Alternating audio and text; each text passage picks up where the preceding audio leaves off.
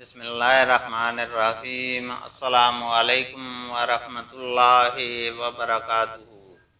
حدیث نبوی صلی اللہ علیہ وسلم ہے، ہم سے احمد بن محمد مروزی نے بیان کیا، انہوں نے کہا کہ ہمیں عبداللہ بن مبارک نے خبر دی، انہوں نے کہا کہ ہمیں عاصم عقول نے خبر دی، انہوں نے کہا کہ میں نے انس بن مالک رضی اللہ تعالیٰ عنہ سے پوچھا کہ آپ لوگ صفا اور مروہ کی سعی کو برا سمجھتے تھے؟